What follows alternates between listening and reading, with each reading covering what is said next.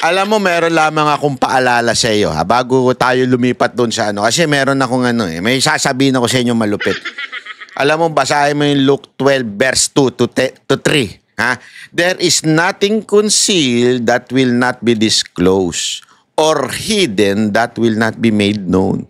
What you have said in the dark will be heard in the daylight, and what you have whispered in the ear in the inner rooms will be proclaimed from the roof. Yan ang tandaan mo, ha?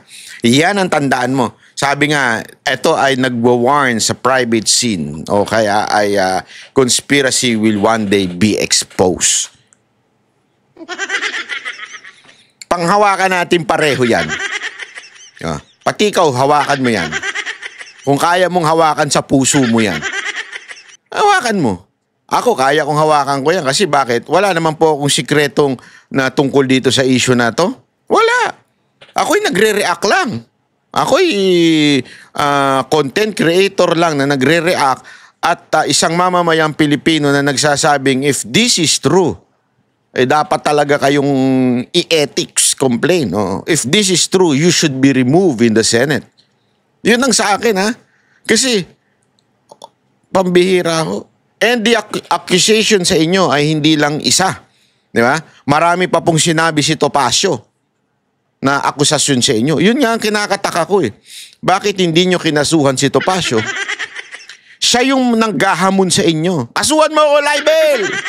Na magkaharap tayo at magkalabasan tayo ng ebidensya. Kasi siya mismo pinangalanan niya. Direkta, hindi siya nag-react. Direkta siya, sinabi niya. Ganito pagkasabi niya na parang, hindi na ako nagtataka na lumabas yan si Rene o si Michael. Kasi ginawa na ni Ontiveros yan. Yan yung sinabi ni Topacio. Eto nga, kasi siya pa yung abogado. Kaya nga sinasabi niya, kasuhan mo ko. Eto, sinasabi ko na sa'yo. Nagtatanim ka. Yun ang sinabi ni Topacio, ha? Kasuhan mo ako. Ba't di niya kinasuhan si Topacio? Dahil magkakalabasan ng ebidensya? Hindi, di ba? Ang nakakataka dito, kasi eto si Ontiveros, ayan, papakita ko sa inyo, ha? May papakita ko sa inyo. Siya mismo ang nag-file ng bill, hindi ko mabasa dyan, dali lang, bubuksan ko sa aking computer. Siya mismo nag-file ng bill, okay? Na sinasabi niya na kailangan proteksyonan ng freedom of speech. Okay? Ito ang explanation dyan, ha? Yung sa bill na yan. Tinanong natin sa kaibigan natin si GPT. Si GPT, kilala niyo yun? Sabi niya, ano ang pinopropose nung Senate Bill number 1593? To decriminalize libel? Mantakin mo, ikaw nagsabi niya na, ikaw. Gusto mo ma-decriminalize ang libel? Ako, I agree na. Dati hindi ako agree dyan. Ngayon, na-realize ko. Wini-weaponize pala talaga ng mga politiko yan. Meaning you can't be jailed for libel or cyber libel anymore. Ikaw ang nagsabi niyan. Ganito ka kahipokrito. Pero ngayon, ginamit mo against us. Instead, the offended party can only sue for damages. Tama naman yun. Yan yung civil case, di ba? Like a civil case, not a criminal one. Why? Because libel laws are being used to silence critics. Naku. Ikaw na nagsabi niyan, ha, madam? Ikaw, galing yan dito sa iyong pinasang bill. Galing yan dyan. Sabi ko kaibigan ko si GPT. Kaibigan ninyo rin yun. Sabi ko, paki-explain nga to. Napakahaba ng mga lengguwahe dito. Ayan. Sabi dito, ha. Thousands of cyber libel case are clogging up the courts. While with very few ending conviction, which is true. Dumadami lang ang trabaho kasi alam mo mga kababayan, ngayon ko lang nalaman nung nagkaroon ako ng mga kaso sa mga congressman, na grabe pala ang mga congressman. Kaliwat kanan ng kinakasuhan nilang ng libel. Para lang talagang maistorbo. Since sila, mayaman sila. Since sila, marami silang pera. May panahon sila. May binabayaran silang retainer sa mga abogado nila at walang ginagawa. Gagawin nila, pag may nag-criticize sa kanila, lalo na sa mga local, ididemanda nila. Para tumahimik yung tao na yun, ganun. So talagang wini-weaponize. Ang problema, sa sobrang damit, walang kwenta yung mga demanda, yung korte napupuno ng puro cyber libel case from the public officials na sinabi na ng Supreme Court that the public official should not be onion skin. And walang malis kung ito ay part ng kanilang trabaho, yung kinikriticize. Yeah? Ayan, which is, yan din ang sabi ni Ontiveros. Si Ontiveros mismo nagsabi. Anak ng wewe, oo. Other countries and international human rights groups also believe that jail is too harsh for libel. Sumuplak sa'yo ngayon to. Etong bill mo. Anong tawag dyan? Alam mo, eto bakit ko sinasabing hypocrisy ang ganyan? Kasi hindi ka naniniwala. Hindi ka naniniwala na dapat ang isang cyber libel ay criminalized. Dapat ito ay decriminalized. That's the point of your bill. I-decriminalize ang libel. Tapos ngayon, gagamitin mo against those people who are criticizing you. Akala ko ba you're against it? Pero ginamit mo against us? Anak ng wewe. Gago! Diba, if you do not believe, dapat hindi ka maniwala. Hindi mo gamitin. Ginamit mo eh. So naniniwala ka. Labo mo, madam. Ngayon pa lang, double standard ka na. Paano pa pag naging pangulo ka? Double standard. Alam mo, etong ginawa mong ganito, dito ka lalong bumaon sa prinsipyo.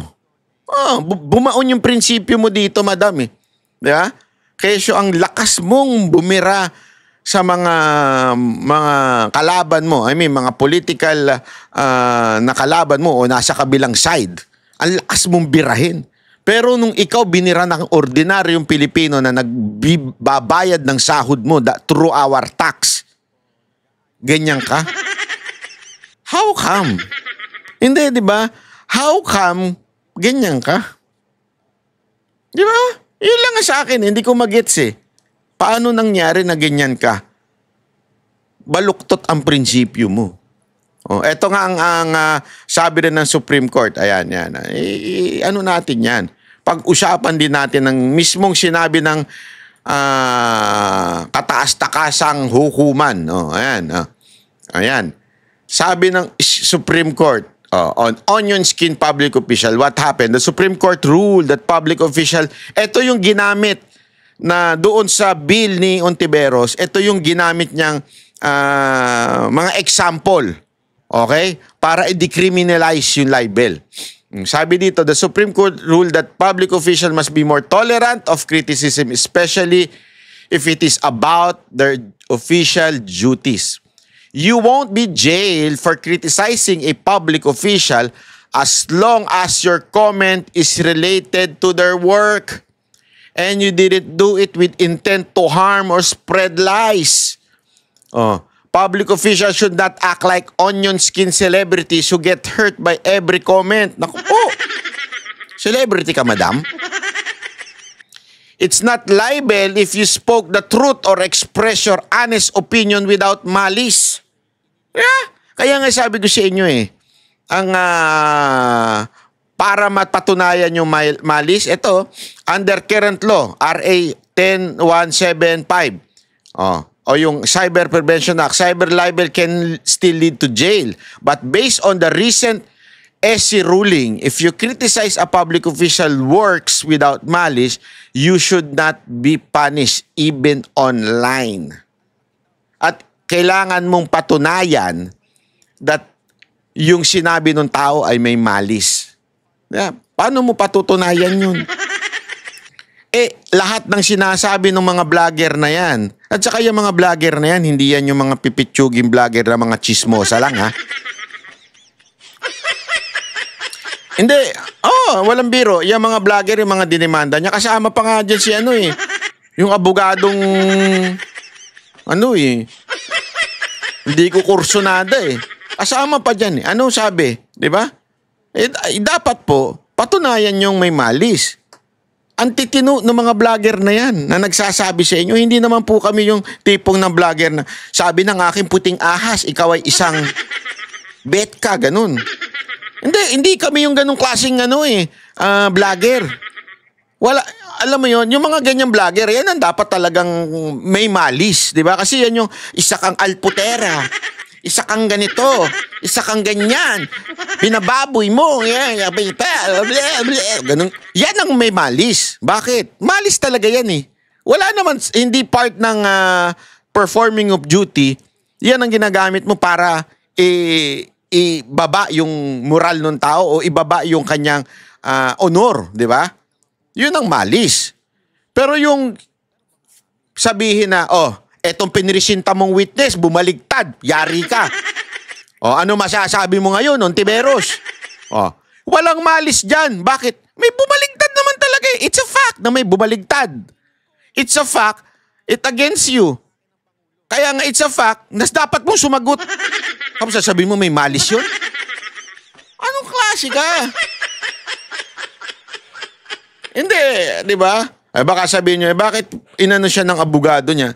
Ang abogado, trabaho lang yan. Huwag niyong aanhin ang abogado. Sila, whether they believe or they do not believe the client, pagka sila kinuha, wala silang magagawa kung hindi i-represent yun. Even if nila yun. Kasi nga, they are officer of the court. Ibig sabihin, duty nila kung ano man yung sabihin sa kanila at pag sinabi nito, kukunin kita at ikaw ang mag-represent sa akin, itong ikaso mo, bla bla bla. Magsasuggest lang ang abogado, ma'am, ito ang tama, ito ang mali. So, itong gusto nyo ikaso, ito ikaso. Pero alam naman nila na malabo. Maraming mga abogado dyan na ganun eh. Alam naman nilang malabo itong kaso to. Pero syempre, hindi ko sinasabi yung abogado niya ha. Linawin ko. Lawyer in general. As a matter of fact, marami nga dyang lawyer na kahit walang kaso, gusto nila magkakaso. Bakit? Pera yun eh. Totoo naman eh. May mga lawyer dyan na ang hilig na sumulsul. Sasabihin lang, kasuhan mo. Bakit? Kasi i-hire mo siya eh. Acceptance fee pa lang ng isang abogado. Wow. Ang laki na. So, syempre, kung siya ang tatanungin mo, lagi niyang sasuggest, kasuhan mo. Bawat attend niya, bawat punta sa korte, may singil yan. Naturalmente. Hindi ho lahat ng abogado ganyan ha. Sinasabi lang natin, ganyan ang trabaho ng abogado. Kaya naman sila, kahit alam nilang medyo sablay, okay lang sa kanila. Kasi may kita naman sila. Matalo manalo, may kita sila. Yun ang totoo eh.